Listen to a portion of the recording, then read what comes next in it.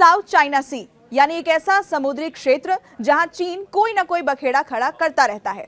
कभी किसी देश के जहाज को लेकर तनाव पैदा कर देता है तो कभी वहां भयंकर सैन्य अभ्यास शुरू कर देता है, जिससे दुनिया भर की चिंताएं बढ़ जाती हैं, क्योंकि चीन के इस कदम का सीधा असर इस पर पड़ने लगता है कि दुनिया के अंतर्राष्ट्रीय व्यापार किस तरीके से हो, जो आने वाले दिनों में पूरी दुनिया के लिए परेशानी खड़ी कर सकता है। एक्सपर्ट्स का मानना है कि चीन के द्वारा साउथ चाइना सी में किए जा रहे युद्धाभ्यास अंतर्राष्ट्रीय व्यापार के लिए खतरनाक बनते जा रहे हैं।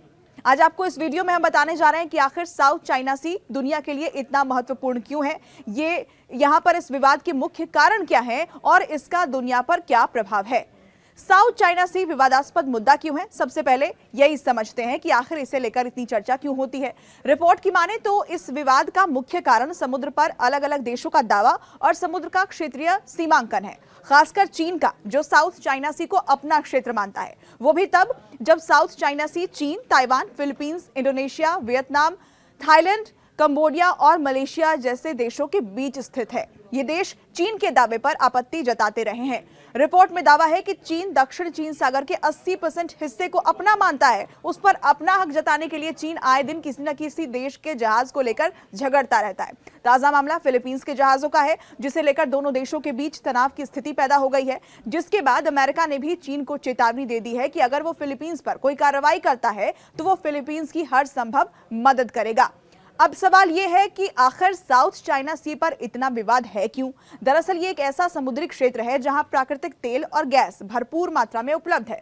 एक रिपोर्ट के मुताबिक इसकी परिधि में करीब 5.38 ट्रिलियन क्यूबिक मीटर प्रमाणित और संभावित 11 अरब बैरल प्राकृतिक गैस, तेल और मूंगे के भंडार होने का अनुमान है। मछली व्यापार में शामिल देशों के लिए ये जल क्षेत्र महत्वपूर्ण तो है ही, साथ ही इसकी भौगोलिक स्थिति के कारण इसका सामरिक महत्व भी बढ़ जाता है।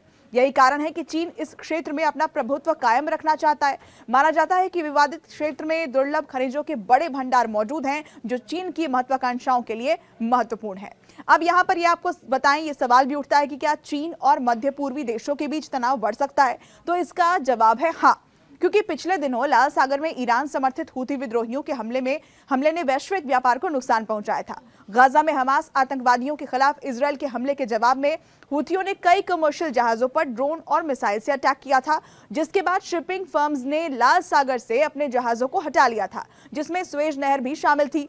वहीं अब कई मालवाहक जहाज दक्षिण अफ्रीका में केप ऑफ गुड होप से गुजरते हैं, जिससे एशिया से यूरोप तक यात्रा में लगभग 10 दिन का समय बढ़ जाता है और इस कारण इंश्योरेंस और डीजल की उच्च कीमतों के कारण शिपिंग लागत भी बढ़ गई है। एक्सपर्ट्स की माने तो अगर चीन की हरकतें इसी तरह जारी रही तो साउथ चाइना सी में तनाव बढ़ेगा, और अगर चीन और उसके पड़ोसियों के साथ तनाव बढ़ता है तो ये वैश्विक शिपिंग के खिलाफ मोर्चा खोल सकता है। हालांकि समुद्री शिपिंग फर्म साउथ चाइना सी के कुछ हिस्सों से बचने की कोशिश करती हैं ताकि तनाव की स्थिति पैदा ना हो।